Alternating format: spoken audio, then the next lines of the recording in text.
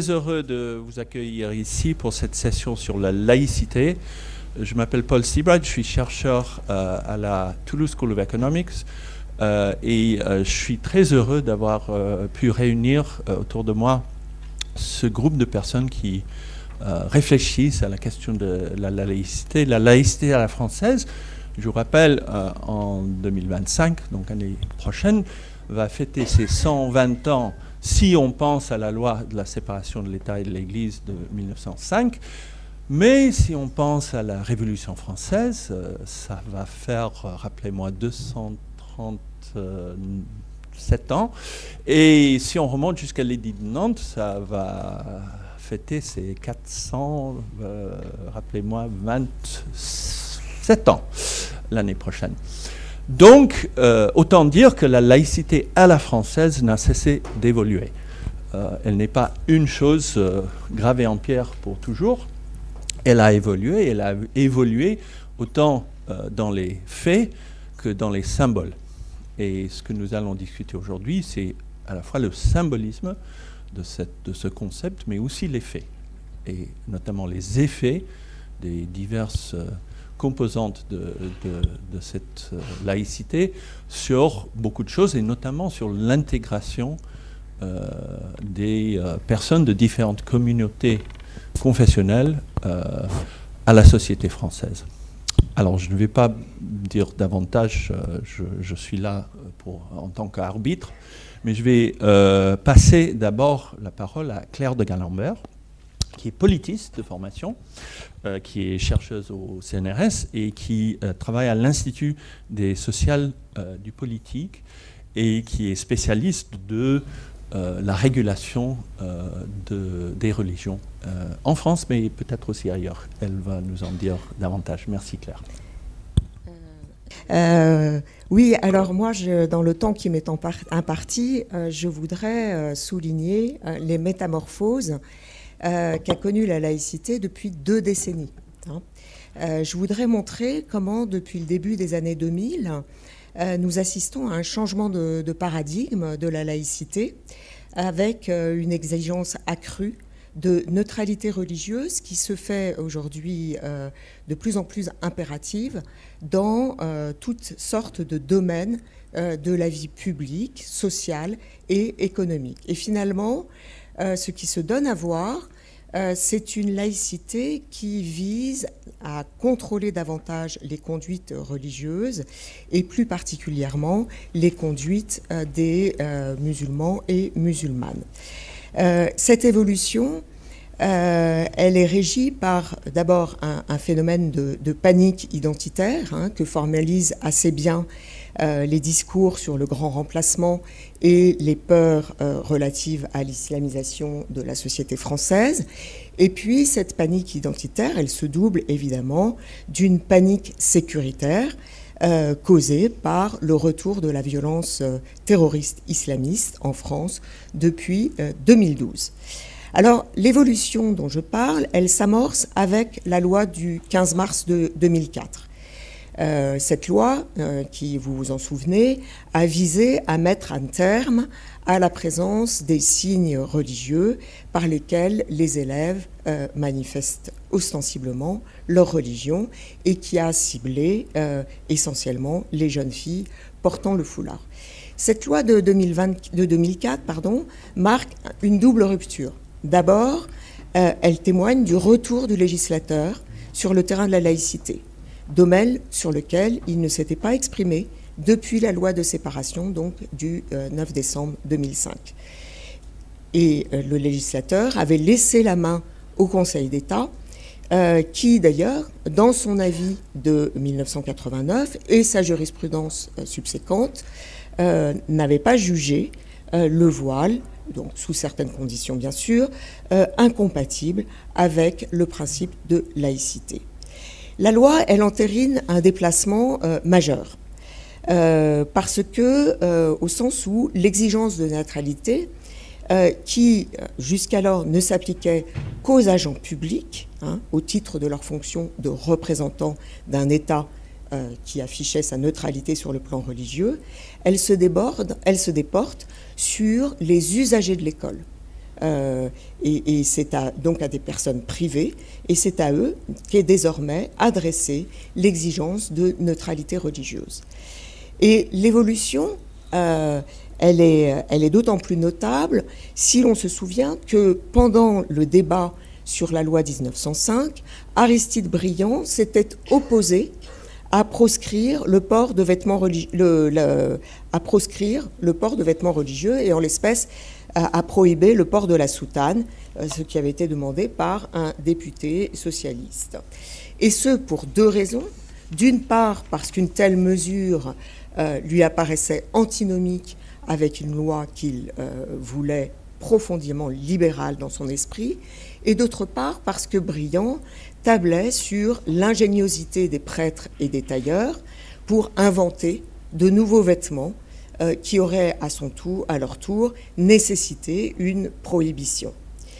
Alors, Briand ne peut pas être taxé qui était libre penseur, socialiste, profondément anticlérical, n'était pas enclin à faire des concessions au cléricalisme.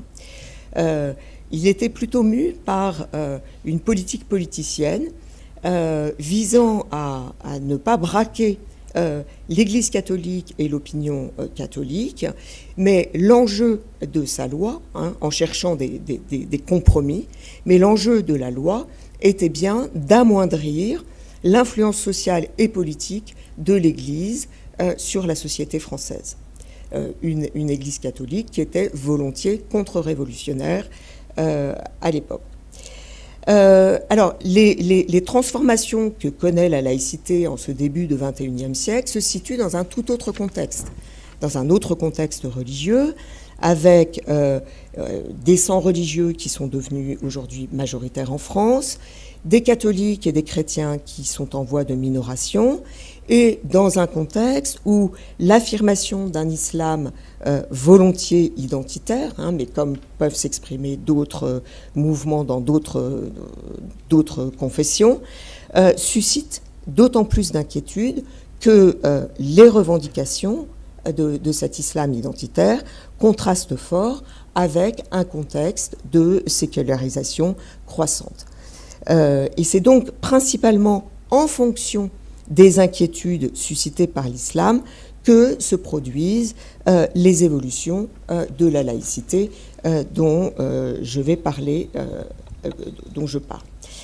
Alors, on aurait pu croire que la loi du 15 mars 2004 allait purger le débat sur le voile.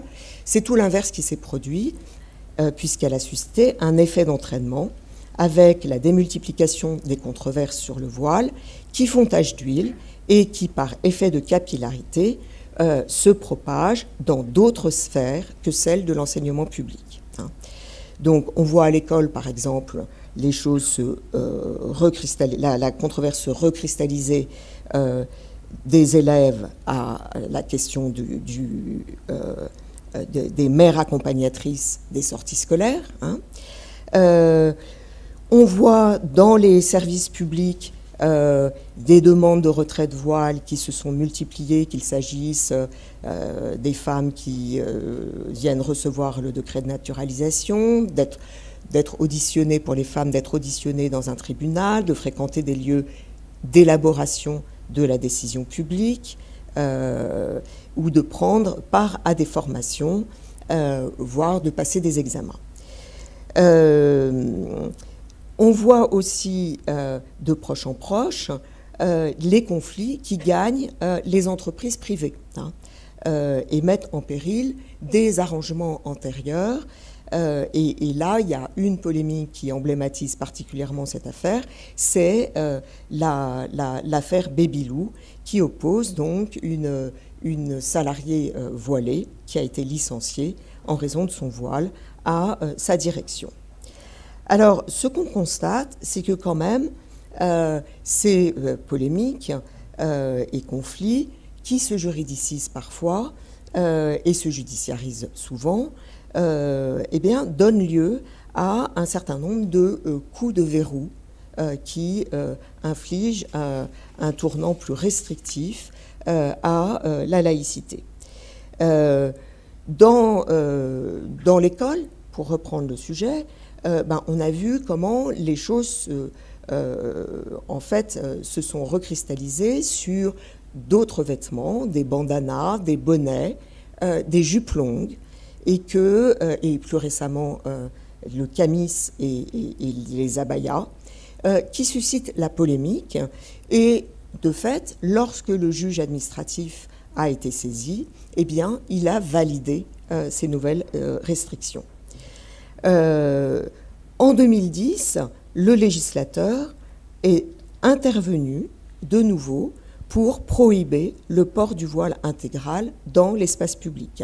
Et le port du voile intégral se meut alors en infraction, susceptible d'une amende de 150 € ou d'un stage de citoyenneté. Le sujet du voile s'est reconflictualisé dans le monde de l'entreprise privée, j'en parlais tout à l'heure, et au terme de l'affaire Babylou, les entreprises privées sont, depuis la loi travail adoptée en 2016, habilitées, si le salarié est en contact avec la clientèle et sous certaines conditions, à imposer un impératif de neutralité religieuse. Le mouvement de fermeture au port du voile se donne aussi à voir dans le monde du sport. Depuis 2016, la Fédération française de football a banni tout port de signes ou tenues manifestant ostensiblement l'appartenance religieuse des joueuses. Et le Conseil d'État, qui a été saisi d'une requête en excès de pouvoir par le mouvement des hijabeuses, s'est prononcé en juin 2023, estimant la réglementation de la Fédération française de football adaptée et proportionnée. Ce qui veut dire que non seulement les agents de la fédération, des fédérations délégataires sont tenus à l'obligation de neutralité de service public, mais que ces fédérations sont en droit d'imposer les restrictions de la liberté religieuse aux licenciés, c'est-à-dire à des personnes privées. Depuis lors, les fédérations françaises de basket puis la fédération française de volleyball se sont alignées et on a vu au moment des Jeux olympiques et paralympiques comment la France se distinguait puisque les sportives sélectionnées en équipe de France n'ont pas été autorisées à porter le voile pendant les épreuves au nom du respect de la laïcité. Alors, si c'est le débat politique et médiatique sur la laïcité qui servent de carburant à ces nouvelles restrictions, en ce qui concerne l'affaire, les restrictions sur le port du voile intégral et dans l'affaire Babylou, le principe de laïcité s'est révélé d'un point de vue juridique totalement inopératoire. Il a fallu trouver d'autres ressources pour l'interdire. Et c'est comme ça qu'a été instaurée dans les entreprises la possibilité d'intégrer une clause de neutralité tenant lieu dans le privé de ressources juridiques symétriques au principe de laïcité. Dans le cas du port du voile intégral, il est intéressant de noter que cette interdiction s'est fondée sur des codes sociaux considérés comme constitutifs d'un socle de valeurs partagées, à savoir que le fait de dissimuler son visage pouvait nuire à des conditions de bonne civilité. Et ceci donc entérine un nouveau déplacement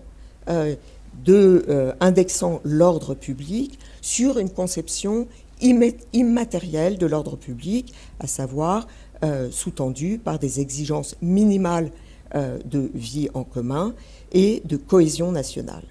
Au final, ce à quoi on assiste, c'est une nouvelle forme, une nouvelle norme laïque qui s'ébauche corollairement à cette reconfiguration que connaît la laïcité depuis deux décennies. Alors, Philippe Portier, qui est un spécialiste du sujet, a judicieusement qualifié le processus en cours de tournant substantialiste de la laïcité. Il considère en effet qu'on est passé d'un esprit libéral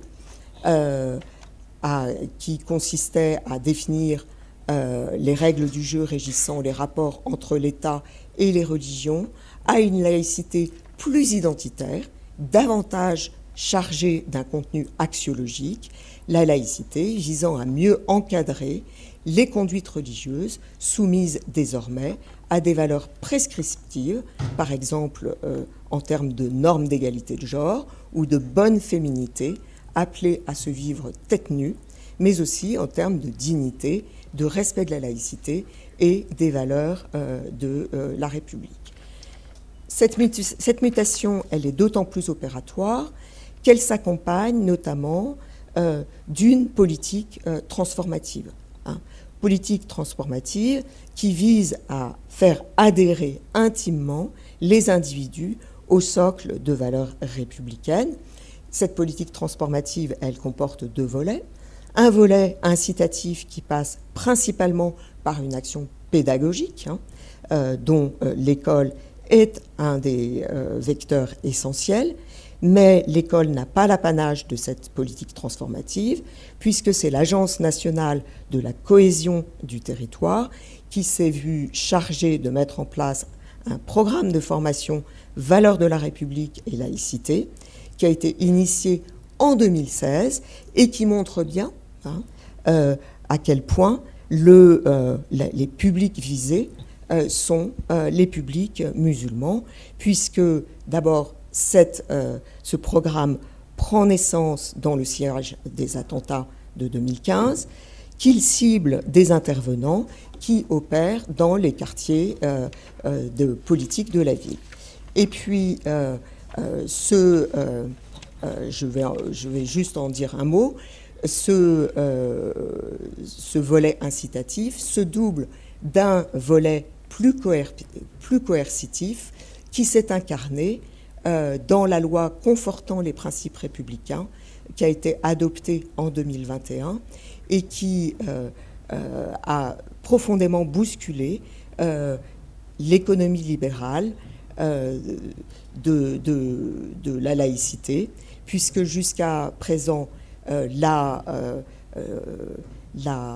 liberté était le principe et l'interdiction, l'interdit l'exception.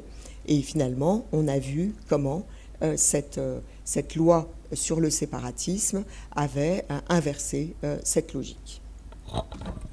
Merci beaucoup Claire pour cette perspective riche et passionnante. J'ignorais ce que Aristide Briand avait dit lors du débat de 1905. Effectivement, c'est très intéressant par rapport à nos débats d'aujourd'hui. Je vais passer la parole maintenant à Emmanuel Auriol, qui est, comme moi, économiste à la Toulouse School of Economics et avec qui j'ai eu le plaisir et le privilège de travailler dans des projets de recherche sur les aspects économiques de la religion. Voilà, Emmanuel. Merci. Alors j'avais des transparences, si en régie, vous pouvez les projeter, je les avais envoyés. Donc j'ai trouvé, personnellement, que l'introduction de Claire était passionnante parce qu'elle montre ce glissement qu'il y a eu de une laïcité qui s'attaque à des institutions comme l'Église, à une laïcité qui s'en prend plutôt à des gens. Et on peut se demander un peu pourquoi. Et donc moi, ce que je vous propose, c'est de dézoomer un peu, c'est de regarder ce qui se passe dans le reste du monde et qui explique pourquoi il y a il y a cette attaque. Donc, je vais me lever parce que mon écran ne marche pas. Il y a cette attaque sur des personnes qui sont spécialement musulmanes. Et donc, en fait, on est dans une situation, si vous voulez, où le religieux est de retour. On a cru à la fin de l'histoire, à l'effondrement du mur de Berlin, on s'est dit on va se globaliser, c'était Montesquieu, on va faire du commerce, on aura tous 2 enfants et on sera tous laïcs. Ouais.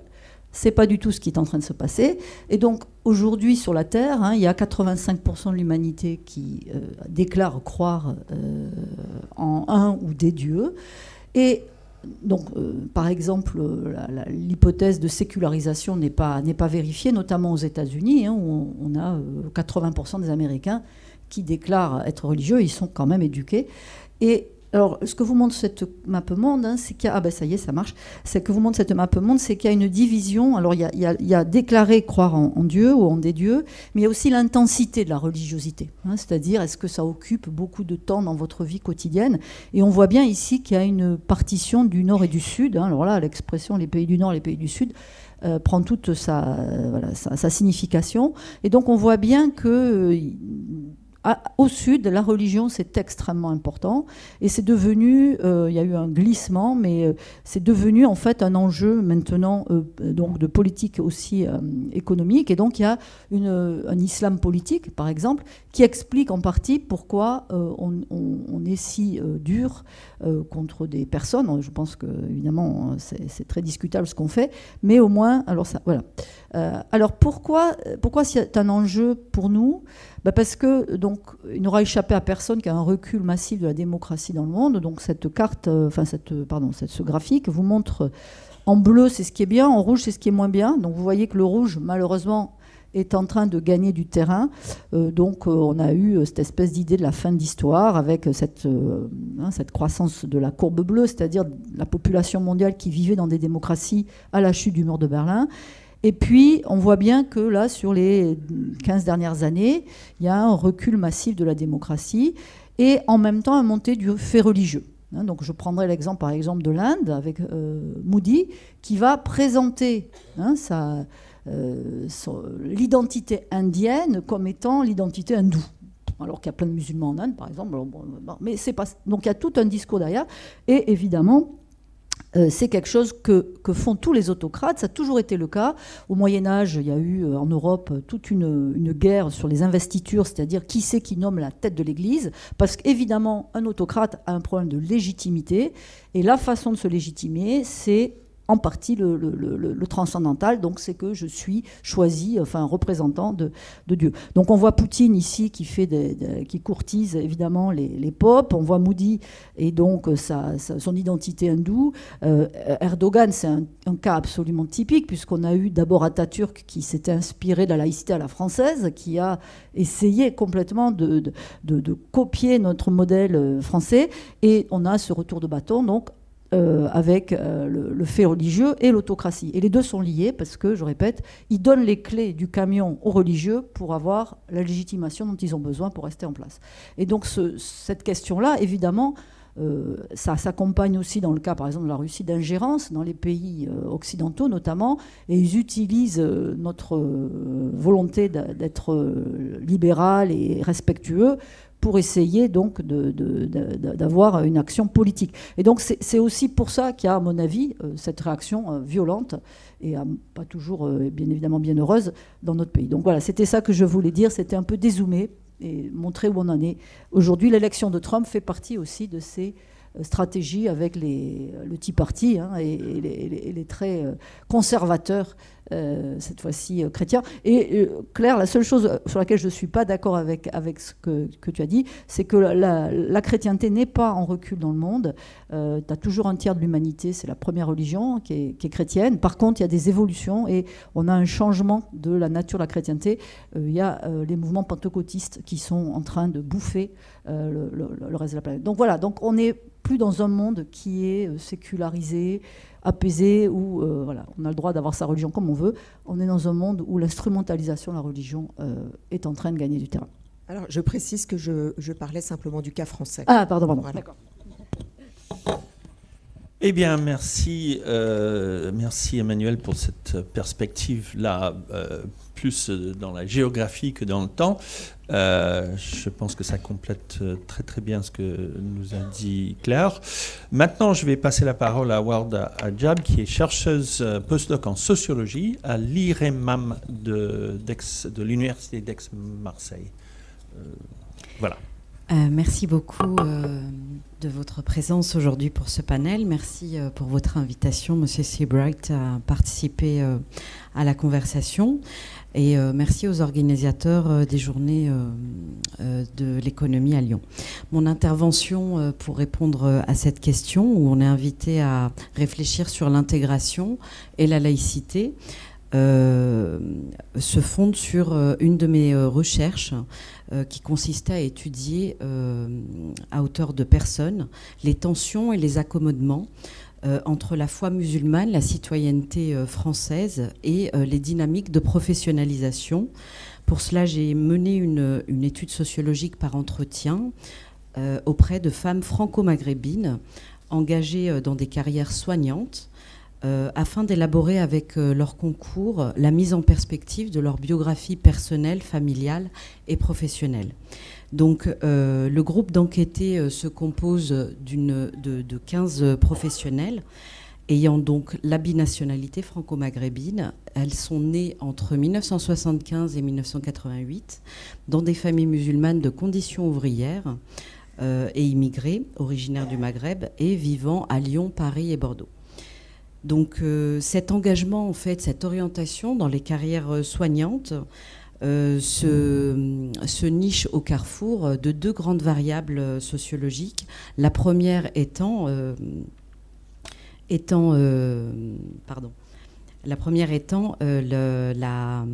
la conception familiale de l'islam populaire maghrébin qui définit la religion comme à travers le mot din. Et c'est un mot arabe en fait qui signifie littéralement la dette sociale et l'engagement envers autrui. La deuxième variable sociologique qui caractérise toutes ces professionnels nés entre 75 et 88 est d'appartenir aux générations françaises concernées par la politique publique de démocratisation scolaire qui a été mise en œuvre en France à partir de 1975 avec la loi René Haby, qui institue notamment la réforme du collège unique et l'accès pour les familles les plus modestes à l'égalité des chances. Donc la carrière soignante est considérée à partir de la notion élargie du soin qui intègre à la fois le soin physique, psychique et social. Donc on a en fait deux sous-groupes qui se dégagent parmi les enquêtés. Le premier sous-groupe est constitué de 8 personnes qui sont diplômées d'État, qui ont suivi un parcours de formation à l'université publique et qui ont obtenu des diplômes d'État de médecins, de sages-femmes, de pharmaciennes, dentistes, psychologues, infirmières et assistantes sociales. Ce sont des activités professionnelles avec un statut stable, établi. Pour la plupart, elles sont fonctionnaires dans la fonction publique hospitalière ou pour certaines installées en activité libérale. Le deuxième sous-groupe, en fait, beaucoup plus précaire, à la fois dans le parcours de formation, qui a été suivi en institut ou en école privée, et précaire également dans les modalités de financement de la formation certifiante et non pas diplômante et encadrée par l'État. Donc les certifications obtenues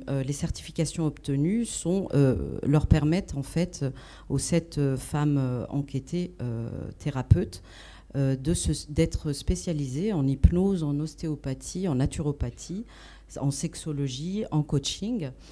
Toutes les activités, en fait, les métiers que l'on appelle les métiers de la santé holistique ou non conventionnels ou du bien-être. Donc le statut d'auto-entrepreneuriat, en fait, de ce deuxième sous-groupe est marqué par la précarité économique et l'incertitude de l'activité professionnelle. L'approche rétrospective des biographies professionnelles de ces femmes, de l'ensemble de ces femmes, montre la récurrence de situations types vécues dans des moments biographiques particuliers. La première situation confronte ces femmes qui sont porteuses d'altérité culturelle visible ou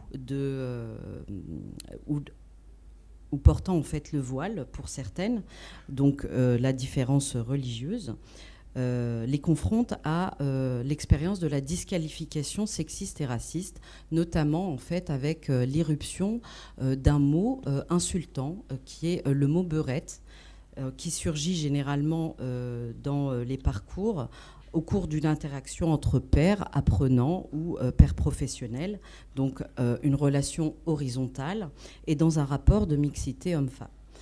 Donc, les enquêtés mobilisent leurs propres ressources argumentatives, voire humoristiques, pour faire comprendre à l'interlocuteur masculin, ayant proféré le terme insultant, que c'est justement un préjugé sexiste et raciste qui draine avec lui, dans le même temps, le cliché de disponibilité sexuelle des musulmanes non voilées. La deuxième situation type que l'on peut identifier à hauteur biographique est celle qui expose en fait les femmes qui portent le voile, ces femmes professionnelles qui portent le voile, au désir d'exclusion de la sphère universitaire ou professionnelle, avec l'injonction, avec la mobilisation de la fameuse loi de 2004 qui s'applique, elle, aux élèves du secondaire. Donc l'invocation de la loi de 2004 dans le cadre d'interactions entre pairs apprenants ou entre apprenants et enseignants dans la sphère universitaire, ou encore entre pairs professionnels engagés dans une relation de collaboration professionnelle, manifeste justement la question de l'exclusion de la sphère de formation ou de travail, et incarne les nouvelles interprétations de la laïcité comme outil d'exclusion socio-professionnelle. Donc, n'ayant pas fait l'objet de signalement ou de recours procédural, ces expériences passent sous le radar de la statistique publique en matière de lutte contre le racisme et les discriminations en France. La sociologie qualitative comble ce manque et nous fournit en fait un outil de compréhension de ces situations de non-recours qui sont nommées en fait les situations de non-recours des personnes concernées, et permettent de comprendre le truchement des mécanismes de discrimination directe et indirecte qui se jouent dans les différentes sphères de la vie sociale dans notre société.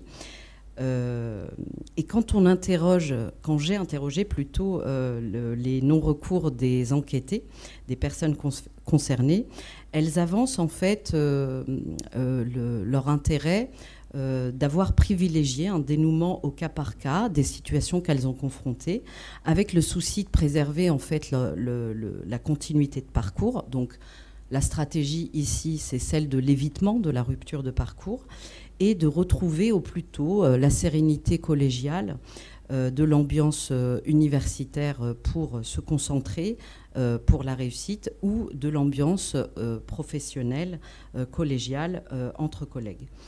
Donc, non prescrites par les grands rites d'examen et les règles des mondes scolaires, universitaires et professionnels, ces expériences discriminatoires vécues, qui se manifestent de manière récurrente dans les parcours des professionnelles musulmanes, incarnent une forme de ritualité de la disqualification à l'intersection du genre, de l'ethnie et de la religion en France.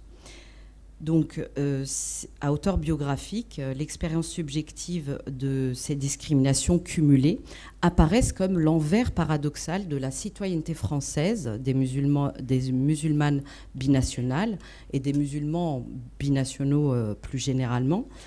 Et dans le langage des acteurs concernés, à la fois en fait les enquêtés, mais également en fait la génération immigrée de leurs parents, qui ont connu aussi des situations d'exclusion vis-à-vis de la laïcité et de la citoyenneté française, parce qu'ils sont nés en fait au Maghreb colonial avant 1962.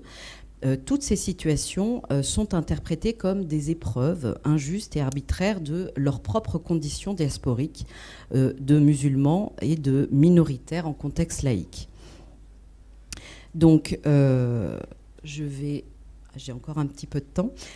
Objet d'une transmission orale de génération en génération, la typologie de ces expériences que je viens de vous détailler sont comprises et interprétées par les acteurs générationnels des familles de l'enquête à travers deux mots. Le premier, en fait, c'est le mot hagra, en fait, en arabe, qui signifie littéralement l'injustice, qui surgit, en fait, de manière arbitraire, imprévues, de manière frontale aussi au cours du parcours individuel, et la notion arabe de shedda. C'est un mot qui renvoie littéralement au signe diacritique qui double les consonnes dans la langue arabe, et il y a un renvoi ici symbolique à l'épreuve vécue de la suspension, de l'obstacle de parcours de vie, l'entrave, la difficulté, en tout cas une situation en fait éprouvante pour le croyant musulman, mais qui permet dans le même temps de cultiver la patience civile et le redoublement d'efforts sur soi pour trouver une solution qui dénoue le problème vécu. Donc ce sont donc deux dispositions identifiées dans l'éducation socio-religieuse des familles musulmanes immigrées participant à cette étude. Donc la disposition personnelle à la vigilance et à la prévenance face au risque d'irruption de la disqualification discriminatoire et de l'exclusion acquise au cours de la socialisation de ces femmes se transpose une fois l'entrée en carrière et le plein exercice professionnel comme une compétence professionnelle mobilisable par ces actrices professionnelles dans le cadre de leurs fonctions soignantes, pour développer, par exemple, une compréhension élargie et collective avec leurs collègues de la diversité des publics accueillis aujourd'hui au sein de l'institution hospitalière française, d'identifier collectivement et collégialement la non-scientificité des stéréotypes racistes et sexistes qui existent aujourd'hui encore dans le milieu médical. Je pense notamment en fait au prétendu syndrome méditerranéen qui parfois en fait tragiquement est à l'origine en fait de complications, d'errance médicale, voire en fait de décès de patients qui n'ont pas été pris au sérieux lorsqu'ils expliquent leurs symptômes parce qu'ils ont un faciès et un patronyme maghrébin et appartiennent à certaines générations aînées de l'immigration maghrébine en France. Pour conclure, et je crois que je vais respecter le temps imparti, dans le processus de transposition de la disposition personnelle acquise par ces femmes, notamment en fait par la socialisation familiale, mais également par l'expérimentation personnelle des discriminations, des situations types que nous avons vues ensemble, on voit en fait qu'il y a une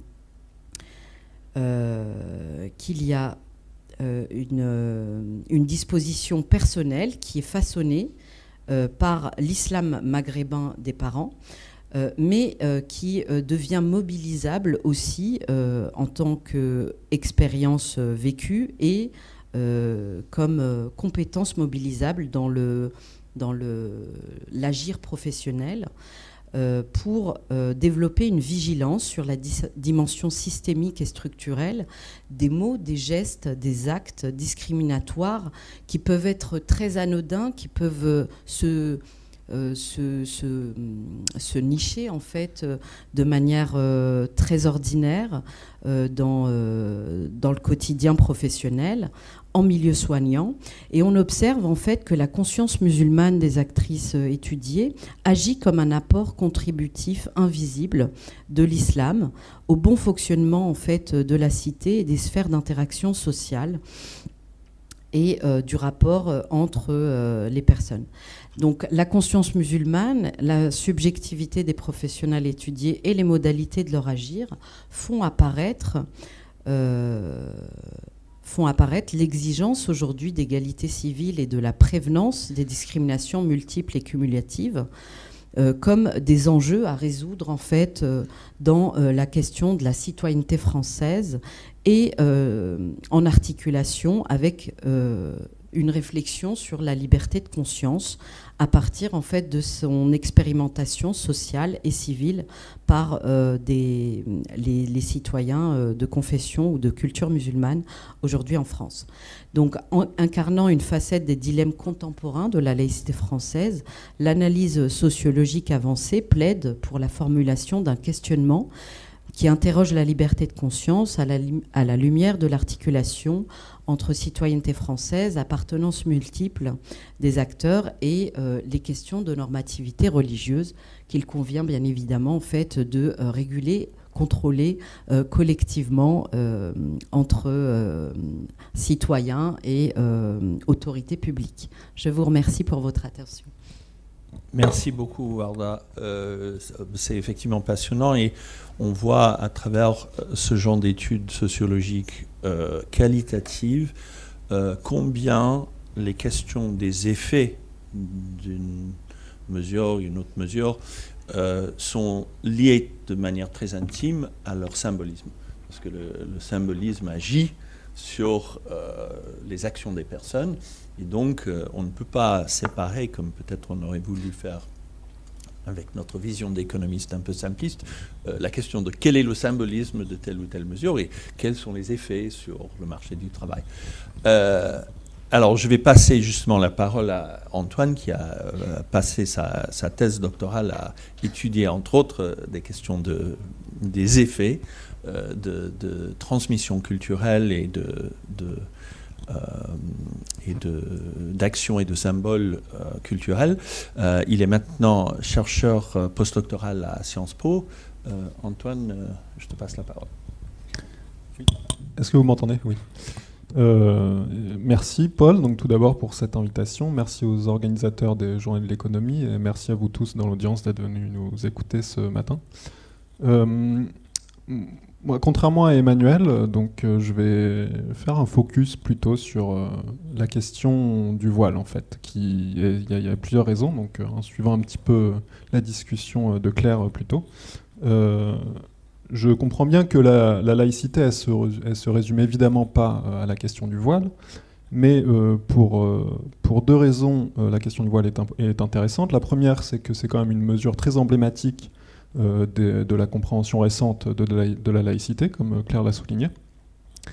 Mais c'est aussi quelque chose dont on n'a pas toujours conscience en France, c'est que cette obsession politique autour du voile, c'est vraiment un peu une exception française que beaucoup d'autres pays regardent avec un peu d'étonnement, et que du coup, ça a aussi beaucoup attiré l'intérêt de chercheurs, que ce soit évidemment en France, mais aussi à l'étranger. Donc en fait, c'est un sujet sur lequel, en économie au moins, il y a des travaux sur lesquels on peut analyser la laïcité, du point de vue duquel on peut analyser la question de la laïcité. Je vais essayer, si j'ai le temps, de parler de deux volets un petit peu complémentaires, qui sont le travail, enfin l'effet de ces politiques sur le travail et sur l'éducation. Donc pour commencer, pour comprendre un petit peu, en tout cas ma compréhension des raisons derrière les lois sur la régulation du port du voile, donc notamment la loi de 2004 dont Claire a parlé plus tôt, il y a un peu deux aspects. Le premier, c'est que le voile c'est perçu comme un outil de prosélytisme, bon, très bien. Mais d'autre part aussi, c'est que pour beaucoup, le voile ça reste un symbole de l'oppression des femmes. Et que derrière cette raison, il y a l'idée qu'en fait porter le voile c'est pas un choix qui est purement individuel, mais c'est plutôt un choix qui est influencé, voire imposé, notamment par des hommes, dans l'entourage ou la communauté de ces femmes musulmanes. Bon. Depuis au moins 30 ans, la réaction de certains politiques, ça a été de dire, eh bien, interdisons le voile à l'école, interdisons le voile au travail, voire pour les plus véhéments, interdisons le voile dans tout l'espace public.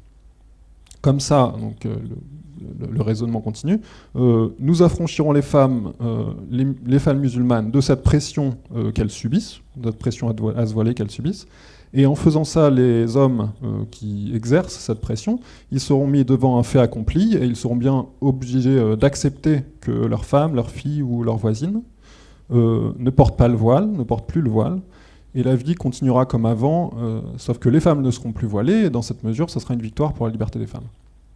Bon, cet argumentaire un peu simpliste, il est discutable, Et en économie, il a notamment été mis à mal par les travaux d'un chercheur, Jean-Paul Carvalho, qui est aujourd'hui professeur à Oxford, dans un article de 2013 où il présente une théorie économique du port du voile.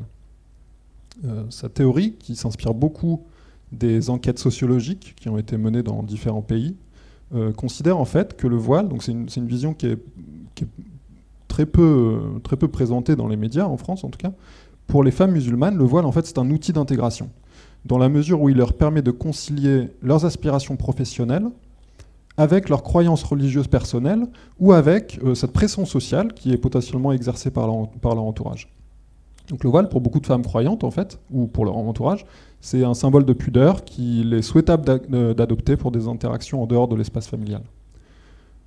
De ce point de vue-là, en fait, bannir le voile au travail, par exemple, c'est les priver de cet outil d'intégration. Et la théorie prédit que ce qui se passe dans ce cas, c'est pas que les femmes vont retirer leur voile et continuer à aller travailler. Non, dans ce cas, en fait, on peut s'attendre à ce qu'une part de une part de ces femmes continue de se voiler, mais arrête tout bonnement et simplement d'aller travailler, parce que c'est plus acceptable, soit par rapport à leurs croyances religieuses, soit par rapport à celles de leur entourage. Donc, pourquoi ? C'est parce que le voile, sans le voile, en fait, leur activité professionnelle, elle est simplement plus compatible avec ces croyances religieuses ou celles de leur entourage. Et évidemment, les croyances de leur entourage, c'est pas parce qu'on bannit le voile qu'elles vont changer. Je veux dire, ça reste une constante, même si le politique dit vous ne pouvez plus porter le voile. Donc, faute d'améliorer la cause des femmes musulmanes, en fait, on se retrouverait plutôt donc, avec ce genre de mesures restrictives, avec une baisse de leur intégration économique, qui s'accompagne aussi, je ne vais pas m'étendre là-dessus pour l'instant, mais avec une ségrégation culturelle qui est aussi assez critique. Donc il y a encore assez peu de travaux empiriques qui étudient ce phénomène à proprement parler, donc cette théorie. Mais il y a quand même des travaux sur la Turquie et l'Indonésie notamment qui étudient le phénomène inverse, en fait. Et en Turquie, par exemple, il y a des travaux qui montrent que c'est l'autorisation du port du voile à l'école en 1994 qui a conduit à une augmentation du taux de scolarisation des filles et du niveau d'éducation des femmes. La raison étant que pour beaucoup de parents, en fait, avant, ne voulaient pas laisser leurs filles aller à l'école pour des questions de décence, donc religieuses. Hein. Et donc, une fois que le voile a été autorisé, tout d'un coup, il n'y était plus opposé. Dans le cadre de l'Indonésie, il y a aussi des travaux récents de Naila Shofia, qui est professeure à l'Université nationale de Singapour, qui ont aussi montré que dans les régions d'Indonésie où il y avait plus d'opportunités économiques, donc davantage d'emplois, il y avait une résurgence du port du voile chez les jeunes femmes. Donc comment est-ce qu'on peut expliquer cela ? En fait, c'est l'argument théorique dont je viens de parler, qui est que pour ces jeunes femmes, porter le voile, c'est une façon de concilier leurs aspirations professionnelles avec les normes socio-religieuses qui sont encore prévalentes dans le pays et qui regardent encore souvent d'un mauvais œil une femme qui va aller travailler en dehors du foyer. Okay, donc porter le voile, ça reste cet outil d'intégration. Enfin, pour finir sur ce volet travail, je vais parler un petit peu des travaux que j'ai moi-même réalisés pendant ma thèse avec un autre doctorant à Toulouse, Sébastien Monpetit. Et ce qui nous intéressait, c'était d'aller tester cette théorie du voile en tant qu'outil d'intégration dans le cas français. Donc, déjà, c'est très compliqué, parce qu'en France, on n'a pas beaucoup de données sur la religion, hein, suite à la Seconde Guerre mondiale, mais bon, ça aussi, c'est un aspect de la laïcité, d'une certaine façon, et très peu de données, évidemment, sur le port du voile. Mais il y a une base de données qui existe, qui avait ces informations-là, donc c'est à ça qu'on s'est intéressé. Donc, quand on lit les résultats d'entretien qui sont menés auprès des femmes musulmanes en France, c'est un motif qui vient régulièrement, que pour les jeunes femmes, surtout, le voile, c'est vraiment un moyen de réconcilier leurs croyances religieuses personnelles ou les attentes de leur famille avec leur vie d'étudiante ou de jeunes actives. Mais quand on s'est intéressé à des données à large échelle, donc les statistiques, et qu'on a regardé plus systématiquement quels sont les comportements des femmes musulmanes en termes de port du voile et d'activité au sens économique, c'est-à-dire est-ce qu'elles étudient, est-ce qu'elles sont employées ou en recherche d'emploi, est-ce qu'elles travaillent ? Ce qu'on a observé, en fait, c'est que les femmes qui se voilent sont moins actives, en fait, en moyenne. Et ceci même lorsque l'on prend en compte leur niveau de religiosité, même lorsqu'on contrôle leur niveau de religiosité. Donc ça, c'est un résultat qui va totalement à l'encontre de ceux qui ont été documentés en Turquie et en Indonésie, où au contraire, j'ai dit que c'était les femmes qui sont actives, en fait, qui se voilent plus. Et donc évidemment, il y avait un facteur tout trouvé pour expliquer cette différence entre le cas français et les cas indonésiens ou turcs. C'est qu'en France, certes, porter le voile, ça permet à ces femmes de réconcilier leurs aspirations professionnelles avec les croyances religieuses, mais ça leur met aussi beaucoup de bâtons dans les roues sur le marché du travail, que ce soit à l'embauche ou lors de conflits sur le lieu de travail. Donc Warda en a évidemment très bien parlé à l'instant. Et donc ce qu'on trouve en examinant les données, c'est qu'en France, c'est ce second effet qui domine. Donc le coût de ces obstacles que les femmes voilées rencontrent sur le marché du travail, il est supérieur aux bénéfices qu'elles en retirent en tant qu'outil d'intégration. Et c'est pour ça qu'en France, contrairement à d'autres pays où le voile n'est pas si mal perçu dans l'espace public ou par l'opinion publique, les femmes musulmanes, en fait, actives, portent moins le voile que les non-actives. Donc un résultat comme ça, du point de vue du décideur politique, c'est un peu compliqué. Pourquoi ? Parce que la question de l'intégration de ces femmes musulmanes, elle relève même plus de la question de bannir le voile ou pas, mais de vraiment changer la perception du voile par la population, et notamment par le monde de l'entreprise. Et il reste quand même que des mesures restrictives sur le voile qui stigmatisent toujours davantage celles qu'il porte, qui mettent le focus toujours dessus, ça reste quand même très contre-productif pour changer la mentalité vers plus de tolérance, et donc pour enlever ces obstacles que ces femmes musulmanes, auxquels elles font face pour améliorer leur intégration. Maintenant, si j'ai encore un peu de temps, je vais parler d'éducation assez brièvement. Pourquoi l'éducation ? Parce que pour l'instant, les lois existantes, donc notamment la loi de 2004, mais qui avait été aussi précédée par une circulaire ministérielle en 1994 qui déconseillait le port du voile à l'école, les lois existantes, elles se sont beaucoup focalisées sur le milieu éducatif. Et là non plus, les travaux existants en économie suggèrent que le bilan n'est pas très très bon. Notamment dans un article publié en 2020 dans la revue américaine de sciences politiques, des chercheurs de l'université Stanford ont examiné l'effet de la loi de 2004, donc la loi qui interdit le port du voile à l'école, sur le niveau d'éducation des filles musulmanes en France. Donc pour ça, ils utilisent une technique assez standard en économie, qu'on appelle la technique des doubles différences. C'est-à-dire qu'on va regarder l'évolution, enfin l'avant et l'après pour les filles musulmanes, voir comment leur niveau d'éducation a changé entre celles qui étaient avant la réforme et celles qui étaient après. Et puis, comme de toute façon on peut s'attendre à avoir une évolution, on va comparer cette évolution avec celle d'un groupe qui n'a pas été affecté par la réforme, à savoir les filles non musulmanes. Et donc, en fait, en comparant ces deux évolutions, on espère identifier l'effet exact de la réforme sur le groupe qui nous intéresse, donc là, les filles musulmanes. Et donc leurs travaux ont montré que la loi de 2004 a en fait contribué à un vrai décrochage éducatif chez les filles musulmanes, en diminuant le taux de diplômés au baccalauréat d'environ 5 points de pourcentage parmi celles-ci. Donc, ce faisant, la loi elle est venue renforcer des inégalités éducatives qui étaient déjà existantes, puisque les filles musulmanes, déjà avant la réforme, avaient environ 7% moins de chances d'obtenir le bac que les non-musulmanes. Les auteurs font aussi une remarque intéressante, qui est que sachant que en fait, le nombre de filles qui se voilaient à l'école était infime, donc la circulaire de 1994 était déjà passée par là, on ne peut pas expliquer ce décrochage par le fait que ce sont les filles qui se voilaient qui sont sorties du système éducatif. En fait, la seule façon d'expliquer ce décrochage, c'est par un sentiment de discrimination chez les filles musulmanes qui n'étaient même pas voilées, en fait. Et donc ça, c'est un effet vraiment pernicieux et sûrement pas anticipé par les décideurs politiques de cette réforme. Combien de temps il me reste ? 2 minutes. Ok.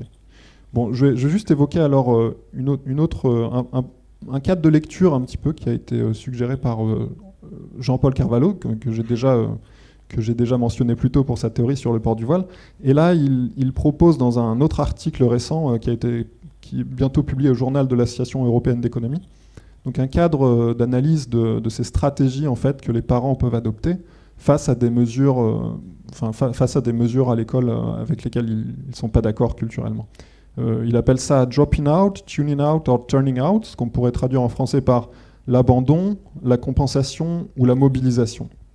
Donc en fait, quand les parents ne sont pas d'accord avec les valeurs culturelles qui sont transmises à l'école, donc là en l'occurrence, ils ne sont pas d'accord avec je sais pas, des mesures restrictives sur le comportement de leurs filles. Ils peuvent adopter plusieurs stratégies. La première, c'est de renoncer à envoyer leur enfant à l'école, donc ce qui est possible en France, évidemment, pour les filles qui ont plus de 16 ans. Donc l'abandon.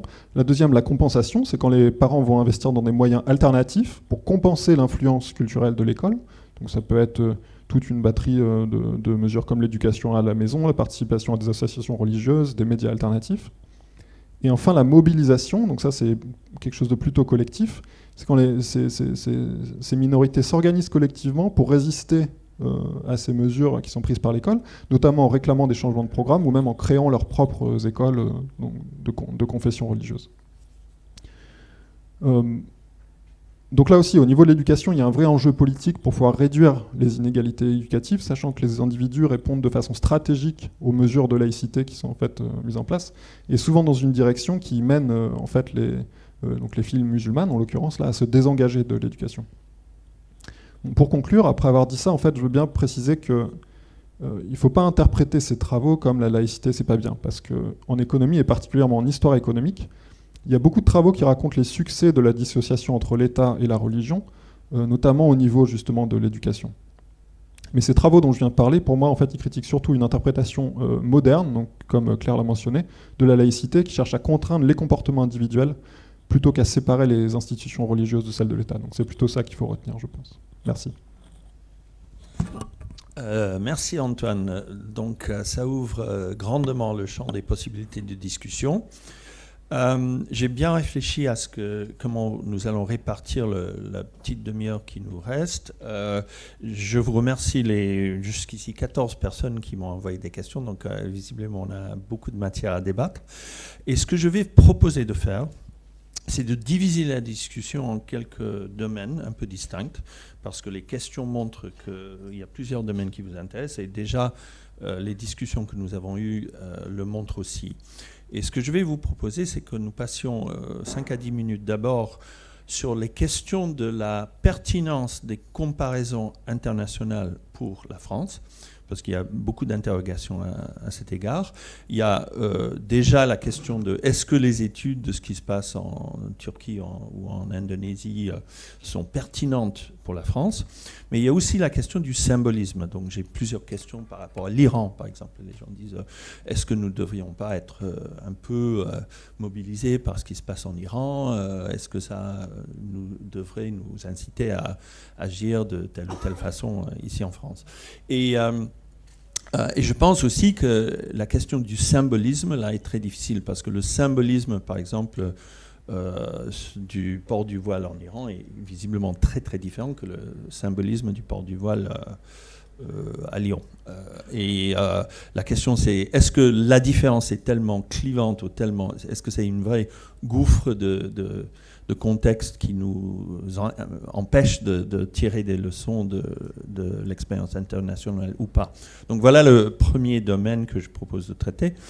Ensuite, il y a un certain nombre de questions sur est-ce que nous devrions être moins obsédés par le port du voile et penser à autre chose. Déjà, il y a la question d'autres symboles religieux.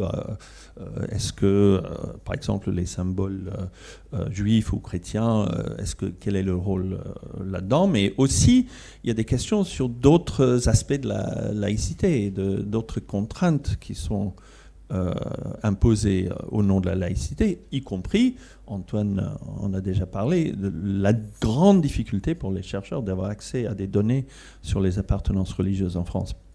Est-ce qu'on est en train d'interpréter la laïcité dans une dimension très contraignante pour la compréhension des politiques publiques? Donc voilà le deuxième volet que je vous propose. Et ensuite, il y a un troisième volet sur les détails, on va dire, des études qui ont été faites, des questions sur tout le détail de ces femmes dans les métiers soignants en France. Il y a des questions sur la comparaison entre les filles musulmanes dans les écoles publiques et les filles musulmanes dans les écoles privées, etc. Donc voilà les trois domaines que je vous propose.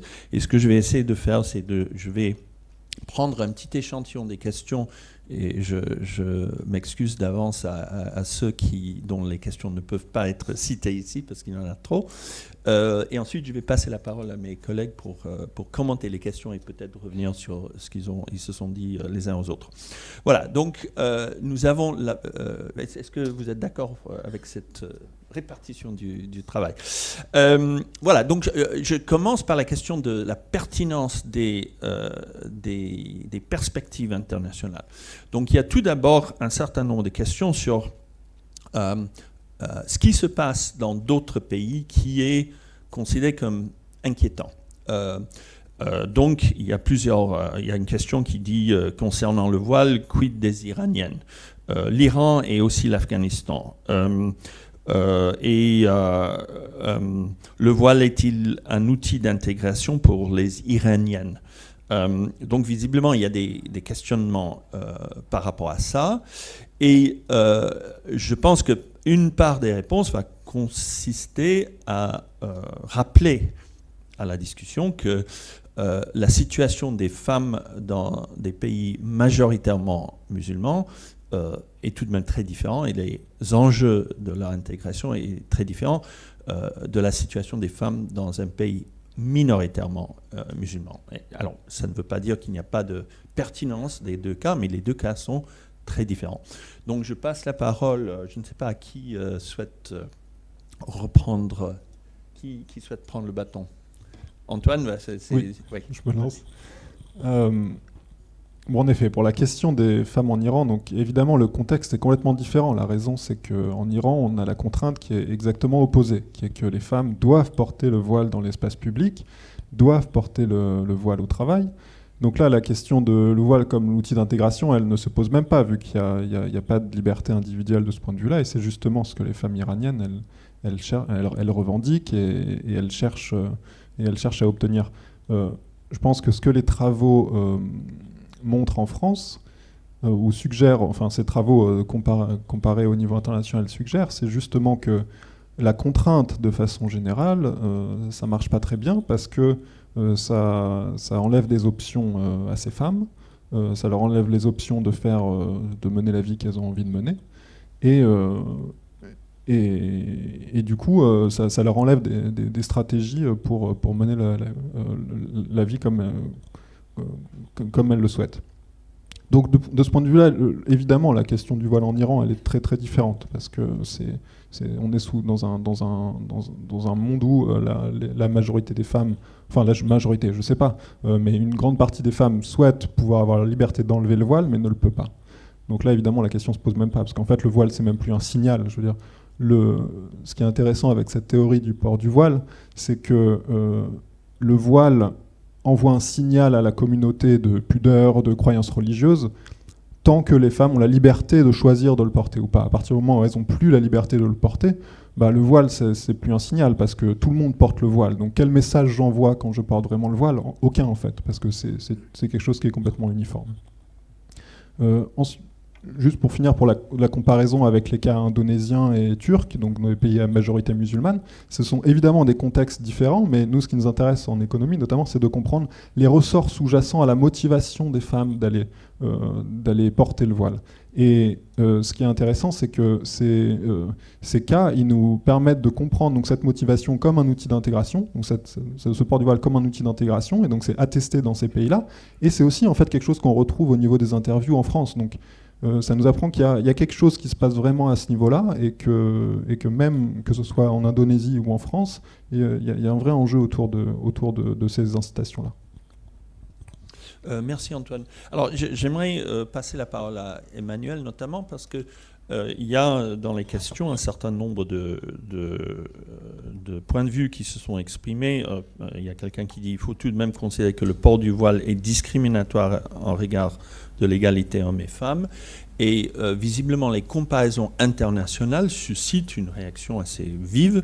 Il y a beaucoup de gens qui, par exemple, en regardant ce qui se passe en Iran, disent le symbolisme de ce qui se passe en Iran nous suscite à la fois une colère vis-à-vis de ce qui est imposé aux femmes, mais aussi un sentiment de solidarité. Et c'est par cette solidarité que nous souhaitons nous ranger derrière une politique qui interdise ce genre de discrimination en France. Alors, sans me prononcer sur la pertinence ou non de cette comparaison, j'aimerais poser la question un petit peu en poussant à Emmanuel. Tu nous as montré l'instrumentalisation de la religion ailleurs dans le monde, et j'ai sous-entendu, mais peut-être à tort, que tu voulais nous alerter sur le fait que la laïcité peut être considérée peut-être comme un bouclier contre l'instrumentalisation de la laïcité, et que les exemples que tu nous montres ailleurs montrent contre quoi il faut un bouclier. Or, si c'est le cas, c'est un bouclier qui n'a pas trop bien marché en Turquie. Est-ce que j'ai mal interprété ton intention? Est-ce que tu crois que la pertinence de ces comparaisons internationales se situe ailleurs? Oui, alors le cas de la Turquie, c'est un cas qui est intéressant parce qu'en fait l'islam, c'est une religion décentralisée, donc il n'y a pas de hiérarchie, hein, et donc quand les rois en France, au moment de l'absolutisme, arrivent à contrôler la nomination de la tête de l'Église, ils arrivent à contrôler toute l'Église, parce que l'Église catholique est très hiérarchique. Et parmi les vertus dont on doit avoir quand on est dans le clergé catholique, c'est l'humilité, l'obéissance. Donc, même si vous ne comprenez pas pourquoi on vous demande quelque chose, il faut l'accepter, parce que sinon, c'est un péché d'ego. Alors, avec l'islam, c'est très différent. Et donc, Atatürk, il a essayé de créer un clergé officiel. Donc, il a payé, hein, enfin, évidemment, il y a toujours de la collusion là-dedans, donc avec donc des curricula qui seraient contrôlés. Mais évidemment, il y a toute une partie des ordres donc religieux qui n'a pas pu embarquer avec lui, notamment les ordres soufis. Et du coup, ça a continué à exister. Et évidemment, avec l'effondrement Est-Ouest, ces clivages sont ressortis. Il y a cette idée, évidemment, on a des valeurs très très différentes, je pense, entre l'Occident et le Sud. En particulier, ça a été évoqué les femmes, mais aussi le droit des homosexuels. Ça, c'est quelque chose qui heurte profondément, qui crée des réactions extrêmement fortes, y compris d'ailleurs, on le voit, nous, en France, chez les catholiques, donc chez CNews, hein, c'est un des moteurs de CNews, vraiment de lutter contre cette transformation de la société. Donc tout ça, ça a contribué évidemment à cristalliser, enfin ça a été instrumentalisé par des gens qui ne sont pas forcément religieux, mais qui voient bien tout l'intérêt qu'ils peuvent en tirer.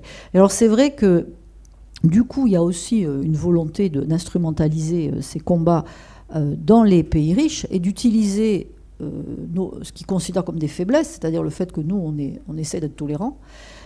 Et donc, voilà. Et il y a eu des affronts sur la laïcité, par exemple, l'idée qu'on peut avoir des séances de piscine séparées hommes-femmes. Voilà. Ben, non, normalement, les séances de piscine, les piscines, c'est mixte. Bon.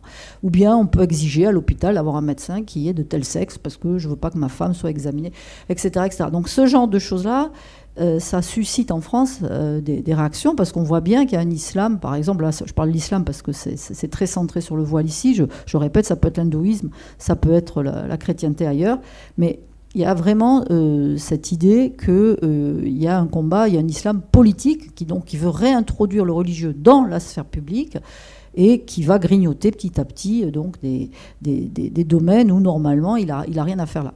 Et ça se transforme, et c'est très intéressant, je trouve, la discussion qu'on a aujourd'hui, parce que finalement, ça retombe toujours sur les femmes, ça ne retombe pas sur les hommes musulmans, c'est les femmes voilées. Alors voilà, de nouveau. Donc en Iran, les pauvres, enfin vraiment, c'est vrai qu'on a du mal de dire que c'est un symbole d'émancipation, le voile, enfin, il ne faut pas déconner, quoi, mais en France, voilà, si vous êtes musulmane, vous voulez pouvoir travailler tranquillement, sortir de chez vous, et puis pour vous c'est important d'avoir un voile, c'est encore sur vous que ça va retomber. Donc on voit bien qu'il y a quand même un enjeu là, mais qui n'est pas facile. Hein. Moi je ne suis pas naïve, je ne suis pas angélique, je pense qu'il y a un islam politique, notamment dans notre pays, qui vise vraiment à utiliser, à pousser jusque dans nos retranchements les limites de notre République, mais en même temps, voilà, Claire a très bien expliqué, je pense qu'on peut s'attaquer à une institution. Alors ce qui est difficile dans le cas de l'islam, c'est que c'est décentralisé. Donc on va avoir des imams très radicaux, des gens très raisonnables. On ne sait pas à qui il faut s'en prendre vraiment, avec qui il faut. Bon, alors Sarkozy avait essayé de faire les musulmans de France. Bon, Mais c'est compliqué. Et donc, voilà, on est dans une position qui n'est pas confortable. Mais moi, ce que je constate, c'est que ça tombe toujours sur les filles. Oui, tout à fait. Alors, Claire. Oui, moi je voulais juste compléter le panorama en montrant bien en rappelant quand même qu'il y a une grosse différence entre l'Europe où la sécularisation est très puissante et le reste du globe. Hein. Donc ça c'est quelque chose qui intrigue depuis longtemps les sociologues des religions. Mais donc là, il y a vraiment une différence et, qui est fondamentale. Par ailleurs, c'est aussi intéressant de s'interroger sur la façon dont la situation internationale peut être aussi instrumentalisée par nos hommes politiques pour entraîner de nouvelles restrictions par rapport au port du voile. Je pense par exemple au petit ouvrage de Chador Chavan, qui est une Iranienne, qui a joué un rôle tout à fait important dans l'adoption de la loi de 2004, donc contre le port du voile à l'école, alors que finalement la commission Stasi a écouté relativement peu de femmes, j'allais dire autochtones, pour expliquer ce que représentait le port du voile pour elles. Et aujourd'hui, ce qu'on constate, c'est que quand même, il y a une forme de subjectivisation du port du voile et que cet argument de la subjectivisation qui peut aller avec une forme de spiritualisation est relativement peu pris en considération par le débat. Deuxième exemple, je rappelle que le débat sur le voile intégral, initialement, ça s'intitulait le débat contre la burqa. Or, donc il a fallu que Dounia Bouzard, anthropologue, rappelle que en fait, des burqas en France, ça n'existait pas. Hein. Donc voilà. Donc il y a quand même des... Voilà. Et Nicolas Sarkozy s'est fait fort de dire que la burqa n'était pas bienvenue en France. Merci Claire. Effectivement, en fait, vous avez déjà en partie répondu à deux des questions que j'avais en liste d'attente, dont une qui demande la laïcité n'est-elle pas devenue un sujet de rente politique, notamment pour trier les immigrés et s'accaparer un électorat. Il y a une autre question qui dit est-ce que vous ne pensez pas que le concept de la laïcité a été dévoyé et devient un instrument de discrimination et d'argumentation de rejet d'une communauté, expliquant que les propos racistes peuvent se développer en toute impunité malgré la loi. Alors, peut-être je vais passer... Warda, est-ce que vous voulez rebondir là-dessus ? Sinon, je vais passer aux autres domaines d'interrogation. Oui, peut-être juste un mot, en fait, concernant cette question, dans la continuité de ce que vient de dire Claire, la question de l'instrumentalisation des événements, en fait, et des luttes des femmes en Iran. C'est toujours, en fait, un peu ce qui est mobilisé dans le quotidien des femmes musulmanes d'origine maghrébine en France. Toujours, en fait, il y a cette mobilisation de cet argument pour dénier, en fait, la citoyenneté et la nationalité française et l'appartenance au ici et maintenant. Donc, c'est toujours, en fait, un renvoi vers un temps d'accès plus lointain, en fait, à l'exercice de la majorité civile, de la citoyenneté, donc une sorte de minoration en fait continue de leur statut ici et maintenant, parce que en fait il y a cette lutte en cours dont elles sont solidaires par ailleurs, mais pour elles, ce qui est important à retenir, c'est que leur conception de la laïcité, c'est une conception libérale, ouverte, dans la tradition initiale française, qui ne dicte pas en fait aux femmes plus particulièrement leur manière de se vêtir ou de se dévêtir. Donc d'être tête nue, de se voiler, de porter la mini-jupe. Et donc elles s'inscrivent globalement en fait dans leur contexte de vie de la société française. Et elles sont en fait dans une interprétation des normes multiples en fait auxquelles elles sont... avec lesquelles elles sont en prise, autant religieuses que séculières. Donc ça, c'est un premier point, en fait, à vraiment garder en tête. La deuxième chose, si je peux rajouter, me semble-t-il, cette sociologie, en fait, de l'islam au quotidien, qui se niche, en fait, en deçà de ce que vous avez décrit, Emmanuel, l'islam politique, il y a cette volonté de se distancier toujours et de se distinguer. Et la majorité écrasante, en fait, des musulmans et des familles musulmanes aujourd'hui sont dans un islam, en fait, très civil, très familial, très distancié, en fait, de la politisation du religieux. Donc voilà. Et je vous remercie pour avoir rappelé que l'islam, en tant que religion, est une religion qui n'a pas de hiérarchie cléricale, qui n'est pas comparable en fait à l'organisation pyramidale catholique, donc de la chrétienté occidentale, et c'est également en fait une religion, tout comme le judaïsme, qui se pense à travers l'incorporation des normes religieuses.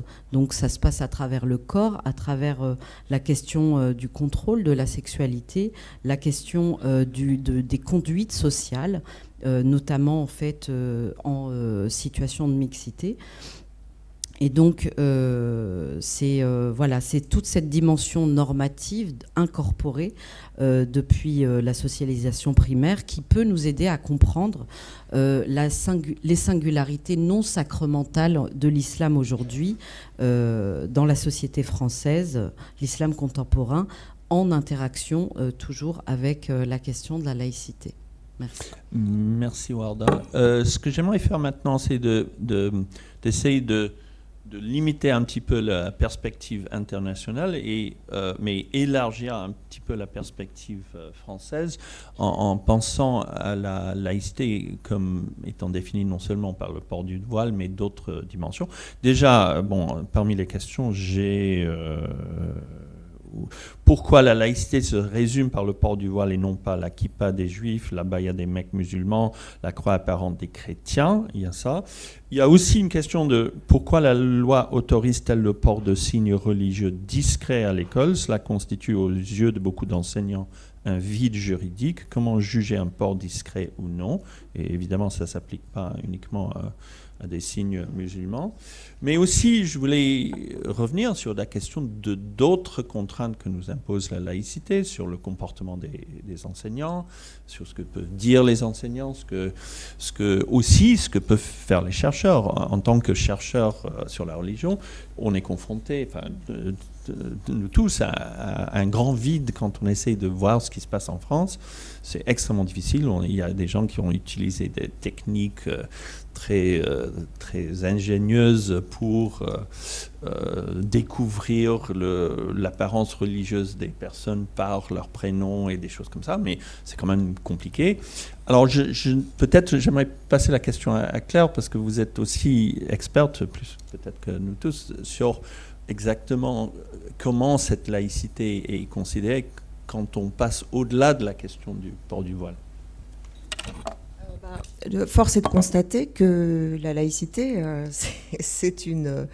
est à géométrie variable. Hein. D'abord, il y a différents régimes de laïcité en France. Hein. Je pense au territoire concordataire. Je pense à la façon dont la laïcité s'exprime en Guyane ou dans d'autres territoires d'outre-mer. Et on a quand même, en matière de laïcité aussi, une contradiction assez forte qui résulte de l'existence d'un gros domaine d'enseignement qui est l'enseignement privé, hein, dans lequel aujourd'hui sont scolarisés près de 30% des enfants, et qui est un enseignement privé d'origine confessionnelle, de plus en plus sécularisé, mais qui a le droit de garder un caractère propre. Donc là, il y a un certain nombre de contradictions qui s'expriment, me semble-t-il, et qui mériteraient peut-être d'être levées. Qui aimerait rebondir là-dessus? Je suis assez frappé par le fait qu'à l'école, où après tout le public est très jeune et très, on va dire, vulnérable, mais aussi impressionnable, on a le droit de faire des choses que dans beaucoup d'entreprises on n'en a pas. Comment vous expliquez cette contradiction? Est-ce que c'est vraiment une contradiction ou... Vous pensez à quoi? Je pense au fait que dans des entreprises, comme vous nous avez décrit, il y a très souvent l'interdiction de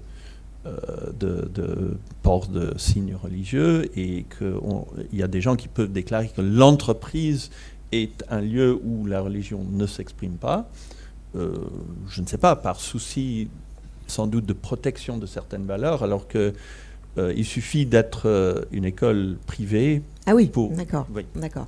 Oui, et je voudrais continuer de ce que je disais tout à l'heure, c'est que en fait, la France sait très très bien utiliser cette géométrie variable des laïcités. Par exemple, quand en 1994, comme Antoine l'a rappelé, il y a une circulaire, la circulaire Bayrou, préconise d'exclure les filles portant le voile, eh bien, en fait, ce qui se joue au niveau des rectorats d'académie, c'est l'exfiltration des filles vers l'enseignement privé catholique, notamment. Et puis, bon, évidemment, là, je change de sujet, mais c'est vrai que la question qui se pose fondamentalement, c'est de savoir si cette logique d'exclusion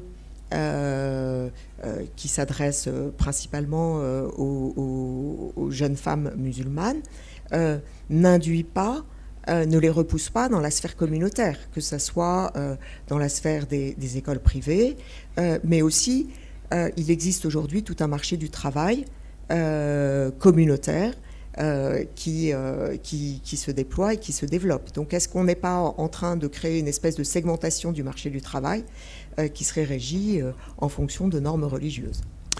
C'est une question excellente, et je rebondis sur ma question précédente. Comment peut-on savoir, étant donné que c'est tellement difficile d'avoir des données sur les appartenances religieuses en France? Alors pourquoi est-ce que la loi l'interdit explicitement, ou est-ce que c'est plutôt la pratique et l'application de la loi autrement dit, si on souhaite, de la part de la communauté des chercheurs, avoir ou arriver vers une politique plus ouverte sur la description des appartenances religieuses, est-ce qu'il faut changer la loi, ou est-ce ce serait envisageable d'assouplir son application?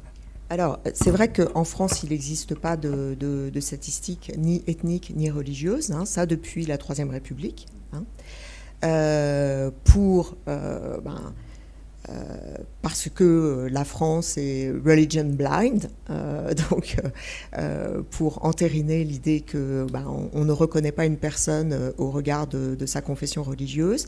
Maintenant, il existe quand même des dispositifs qui permettent, avec l'accord de la CNIL, d'interroger un certain nombre de choses. Et je pense notamment au dispositif d'enquête qui a été mis en place par l'INED sous la gouverne de Patrick Simon, qui a organisé une enquête qui s'appelle Territoire et Origine, et qui a permis d'interroger un certain nombre de jeunes gens des minorités visibles sur leur positionnement par rapport à la religion. Et donc, cette enquête, hein, qui a été réitérée, mais dont je crois les résultats ne sont pas encore parus, qui date de 2011, a permis de faire surgir l'idée que chez les jeunes musulmans aujourd'hui, il y a une recrudescence de la religiosité, hein, qui est quand même quelque chose à prendre en considération aussi. Merci. Bon, il va falloir que nous clôturons notre débat, mais est-ce qu'il y a des membres du panel qui aimeraient rajouter un petit mot d'envoi? Bon, mais donc ça tombe sur moi. Ce que j'aimerais peut-être vous proposer en guise de mot d'envoi serait l'espoir que nous puissions travailler dans une ambiance plus éclairée sur les différents impacts de nos dispositifs juridiques. Je suis très sensible à ce que j'ai entendu sur la complexité de la laïcité en France, de son évolution dans le temps, de sa géométrie variable et donc de son symbolisme variable. Et j'entends de ce que les gens ont dit, mais aussi des questions que vous nous avez très gentiment envoyées, que ce symbolisme est parfois réunissant, mais parfois clivant. C'est-à-dire deux personnes peuvent regarder ce qui se passe en Iran en disant heureusement on n'est pas comme ça, on est apaisé à considérer que ce qui se passe en Iran n'arrive pas ici, alors que d'autres personnes voyant les mêmes faits, les mêmes constats en Iran ont très peur de ce qui pourrait se passer ici et qui donc trouvent un symbolisme très différent dans ces mêmes faits. Et c'est la même chose en France. Nous avons entendu les mêmes incidents peuvent frapper les uns très différemment des autres. Et c'est pour ça que je pense que pour un débat plus apaisé, ce serait vivement souhaitable que nous puissions nous appuyer sur des études qui disent voilà ce qui se passe. Et on constate par exemple que les mesures qui insistent sur qui interdisent le port du voile dans certains lieux de travail, dans certaines écoles, etc., ont un impact sans doute qui est double tranchant, qui réussissent à, on va dire, purger certains espaces des symboles religieux qui, pour certains, sont difficiles à avaler, mais au prix de faire dévier certaines personnes dans d'autres écoles, d'autres lieux de travail qui sont sans doute plus fermés, plus communautaires. Et ce qui est intéressant, serait de savoir l'ampleur de ces effets. Est-ce qu'il y a un taux de déviation dans les écoles privées à cause de l'application de certaines mesures qui est très important et est-ce qu'il faut en prendre compte ou est-ce que c'est un effet secondaire qui est relativement mineur? Et pour cela, bon, je prêche pour ma corporation des chercheurs, mais j'espère que nous arriverons à nous baser sur des données, des évidences beaucoup plus détaillées dans l'avenir.